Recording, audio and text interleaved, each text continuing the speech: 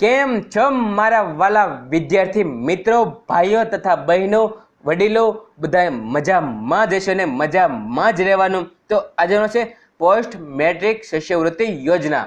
તો મિત્રો તમે અમારા ચેનલમાં પહેલી વખત આવ્યો તો ચેક લાલ કલરનું સબસ્ક્રાઇબરનું બટન હશે, સબસ્ક્રાઇબર તો ફ્રી છે અને બાજુમાં નાનો તો બેલ હશે તેના પર ક્લિક કરશો એ ડેઈલી અમારા આવનાર વિડીયોની માહિતી તમને નોટિફિકેશન બેલ દ્વારા મળતી રહેશે। તો જોઈએ આજના ટોપિક વિશેની માહિતી। વિડીયો નંબર 25 પોસ્ટ મેટ્રિક શિષ્યવૃત્તિ યોજના। યોજનાનો ઉદ્દેશ શું છે? તો શૈક્ષણિક વિકાસ માટે સહાય કરતી આ યોજના છે।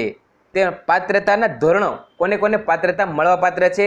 તો તેમાં એસ.સ પછીના અભ્યાસક્રમોમાં અભ્યાસ કરતા અનુસૂચિત જનજાતિના વિદ્યાર્થીઓને આ શિષ્યવૃત્તિ મળવા પાત્ર છે।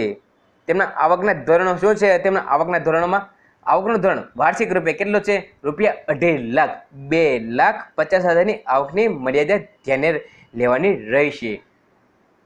શિષ્યવૃત્તિ દર કેટલો છે? ગ્રુપ એમાં તેમાં હોસ્ટેલ માટે ખર્ચો માટે કરે છે તો તેમને 1200 રૂપિયા ને ડેસ્ક કોલર માટે 550, 2 નંબર 820 અને 530 એ ટાઈમે 4 સુધીમાં તેમને મળવાપાત્ર છે। તેમની પ્રક્રિયા કઈ કઈ છે?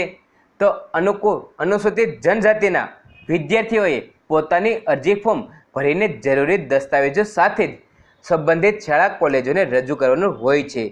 શાળા કોલેજોના દ્વારા તમામ વિદ્યાર્થીઓના ફોર્મ મેળવીને નિયત નમૂનામાં જરૂરી વિગતો સાથેની દરખાસ્ત તૈયારી કરી સંબંધિત મદદનીશ કમિશનરશ્રીને આદિજાતિ વિકાસ અધિકારીશ્રીની કચેરીમાં રજૂ કરવાનું હોય છે, જ્યાં તેઓની શિષ્યવૃત્તિ મંજૂરી કરી વિદ્યાર્થીઓને બેંક ખાતામાં જમા કરવાની કાર્યવાહી કરવામાં આવે છે। અને એમાં નોંધ શું છે? ખાસ યાદ રાખજો, આ યોજના હેઠળ શું છે? આ યોજના હેઠળ રૂપિયા 2,50,000ની આવક મર્યાદા નિયત કરે છે, વાર્ષિક છે। ખાસ યાદ વાર્ષિક 2,50,000 ઇન્કમ ઓછી હોય તેમને મળવાપાત્ર આ લાભ છે। પરંતુ આ આવક મર્યાદા કરતાં વધુ આવક ધરાવતા વાલીઓની કન્યાઓને પર ઉક્ત ધોરણે શિષ્યવૃત્તિ મંજૂર કરવામાં આવે છે। તો કેવો લાગ્યો અમારા વિડીયો? ગમ્યો હોય તો લાઈક કરો, શેર કરો અને અમારા ચેનલને સબસ્ક્રાઈબ કરવાનું ભૂલશો નહીં। ખુશ રહો મિત્રો, આજુબાજુ સાફ સફાઈ રાખવી, સ્વચ્છ ભારત, જય હિન્દ, વંદે માતરમ, ટાટા, બાય બાય, જય શ્રી કૃષ્ણ, જય સ્વામિનારાયણ।